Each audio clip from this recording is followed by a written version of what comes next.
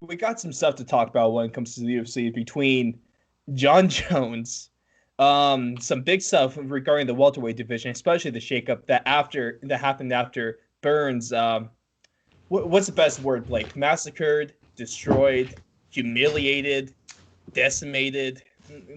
What do you do to Woodley? What's a good word? Dismantled. Dismant. That's a winner. That's why we have you on the show, of course, so we can get you're our UFC thesaurus. That's your new job title as well. With correspondent UFC thesaurus. How's that sound? You already know. We're going to talk about what's next for the title picture. We're going to play a little matchmaker in the welterweight division between what's with Burns and Woodley now. Then also, we are going to give our quick picks for UFC 250. Of course, we dropped our UFC 250 preview show, but I want to give a little more stuff. I want to hear what our UFC correspondent has to say about that as well. So, like I said, we're going to start things off talking Jon Jones. So, it's been a wild week on Twitter, you could say, because we've gone one way, we've gone all the way to the left, we've gone all the way to the right. We have Jon Jones saying one thing and then going right against his statements like the next day. I swear, there's two people right now that shouldn't be on Twitter. One is Jon Jones, the other one's the president. Okay. What's going on with this, Blake? So, like, he announced that he's vacating the belt. Is he for real? Let's get down to brass tacks. Is he for real about vacating the light heavyweight strap? I actually do think he is for real about that. One, because I think none of those fights really light a fire, I think, under him. And also, I just don't think the general public would really be that thirsty for another, even a Dom Reyes rematch. Don't get me wrong. I know a lot of people would like to see that, but I don't think it's going to be the paper pusher. I don't think it's going to be the one that gets, draws all the attention, draws all the eyes. And that's why I feel he's been going after this Francis Ngannou fight, because he knows that's a fight the whole general public is interested in. He's going to get everyone to want to watch with that. I would think it's just a massive human being versus arguably the greatest of all time. It's this really cool challenge and a scary challenge to try and see him take head on. And I think it's a missed opportunity if the UFC are the ones struggling. But from what we were talking about earlier and how you brought up Mr. Undefeated, Chael Sonnen, the greatest ever, possibly, debatably. Never lost a round. How he was calling Francis Ngannou the B word. I don't want to say it because I am scared of him. Couple days ago, Uncle Chael released a video on his YouTube. Pretty much, no, he actually did drop the word. He called Francis Ngannou a bitch, essentially because you said it. I did say it. Francis, if you want to hit me and knock me out, can we at least take a picture first? That's all I ask. That'd be cool. Come on to Boise. We'll have a good time. You don't ever take pictures before the fights, but it's always after. But I don't want the black eye, man. It's just adds to the mystique. Yeah, or the fat ass gash I might have over my cheek. Dude, he would probably kill you, dude. Wouldn't be the worst thing right now. Kill me. Wouldn't be the worst thing right now. But so Uncle Chael pretty much called Francis Ngannou a bitch for the reasons of him. He's obviously hasn't been as vocal as Jon Jones has, but he's been also demanding a sharp increase in pay. But he's demanding this giant increase in pay for what's presumably an easier fight, because he outweighs Jon Jones. If we're going by 205 and 265, he outweighs Jon Jones by 60 pounds. At least this is Chael's argument. So he's asking for more money and is hesitant to take a fight against a guy that you outweigh by 60 pounds. That was his whole point. Yeah, which is interesting because I wish we could know the numbers for real, but of course that's never going to happen, which is totally fine. It's supposed to be private for a reason, but it would be interesting Jones to know. Jones wanted to make the text public, but Dana doesn't. So who knows, man?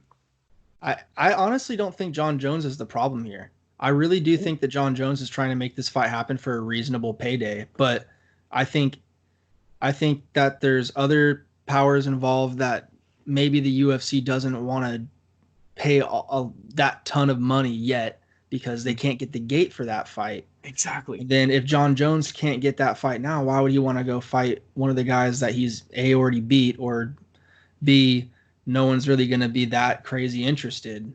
If he wants a pay increase, it's not going to happen with his current setup in the light heavyweight division. I don't believe there's no one that's really just knocking people's heads off right now and making people scared.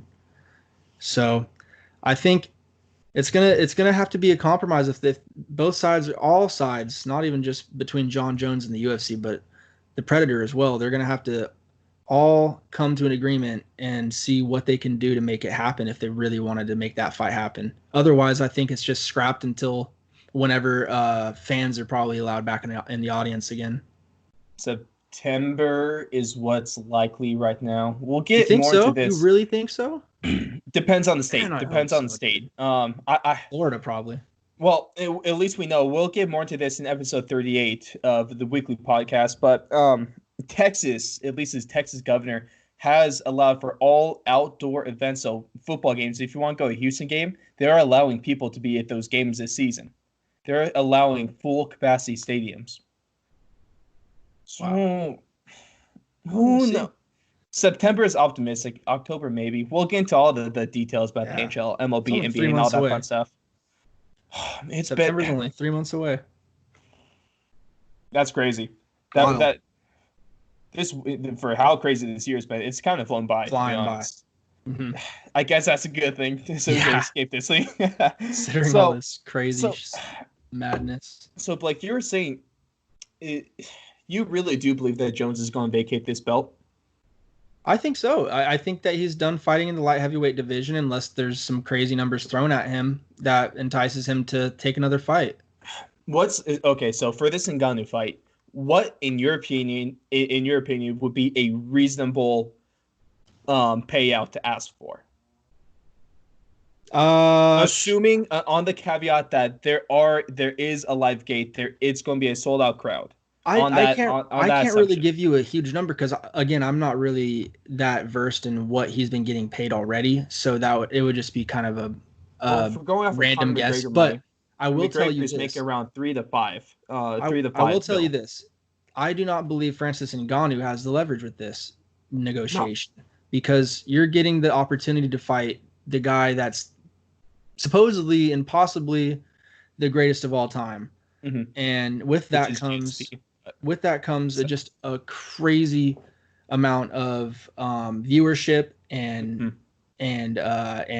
marketing. So you're going to get your name out there far more than you would just like a regular heavyweight title bout, like against Stipe Miocic. He's going to have way more eyes on him against Jon Jones because he's just, a tier below McGregor, I would say. So let's see who has the most risk going to this fight, because if you look at it, we have Francis Ngannou, who is not moving up a weight class. He's staying the same place. And if he loses this fight, he's going to be losing to one of the greatest fighters of all time. Exactly. And he's probably not going to drop, at least not much in the rankings. He's still going to be up there for the next title fight once DC Stipe 3 happens, which could be in a couple of years. Who knows? Right. But he's not going to drop. And at least the educated fan is going to think any bit less of him because he's losing to one of the greatest fighters to ever do it. But if Jon Jones vacates his title, goes up to the heavyweight division, and loses, let alone gets knocked out by Francis Ngannou, that is a big mark on his legacy. Exactly. I mean, I think you pretty much just laid it out right there. Thank you. Jon Jones, in my opinion, clearly has the more risk. He's vacating his title that he already owns in his division that he's reigned supreme for the past however many 7, I want to say, years. It's been a while. And he's leaping up into a division that I don't know if he's fought directly at heavyweight before. I think he had a catchweight bout maybe against OSP. I'm sure he's had a heavyweight bout earlier in his career, possibly, but it's just a division that's not really he's not competed in at the highest level consistently. So it's Mhm. going to be something new for him. He's going to have to figure it out. Uh, but I, at the same time, it's a risk. You're going against the guy that probably scares the most grown men in the world. I mean, And Masvidal has the belt, but who really is the best mother effer on the planet right now? Might right, be Francis. I think so. I would not want to get punched by that man. He would kill me. Ooh, here we go. Real quick, a quick question: who would you rather get punched by right now, Mike Tyson or Francis Ngannou? Right now. Uh, I don't know, man. I wish there was a neither option on that. I think I'd probably have to see what Tyson's got at this point in his life. I'd probably have to see what's up because Ngannou, I don't know. But then again, Tyson has the technique though. So, It's a hard but question. but You know what? but then again, Tyson has technique, so he's gonna put your ass to sleep. He probably won't kill you. Mhm.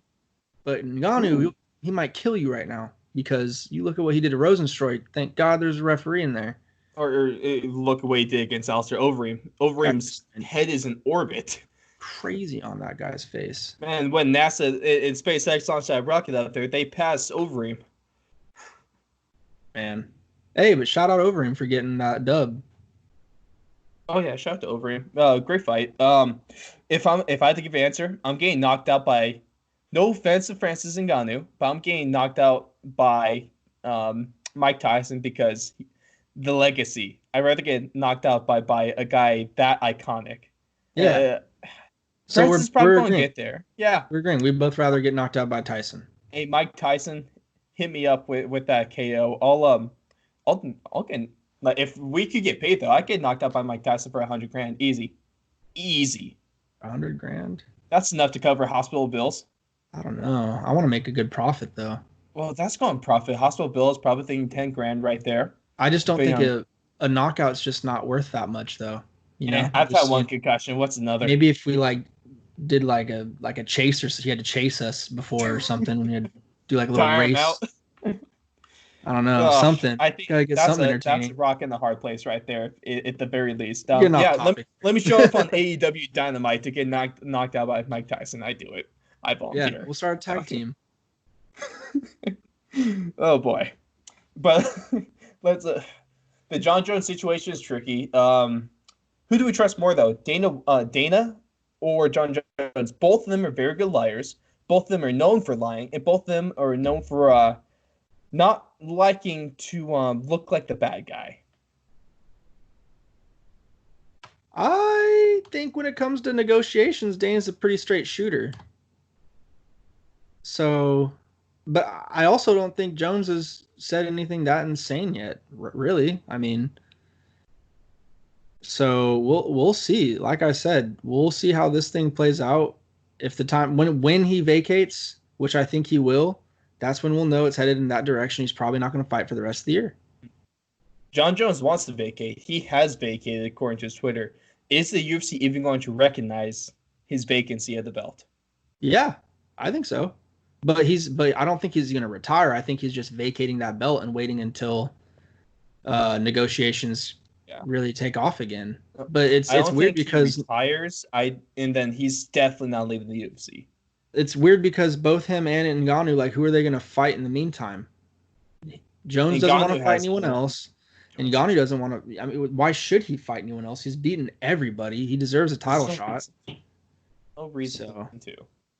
I would love to see this fight. If this whole Corona thing didn't happen, I would be willing to bet that we would have seen this fight signed and inked and have a date set for it by now. I really do.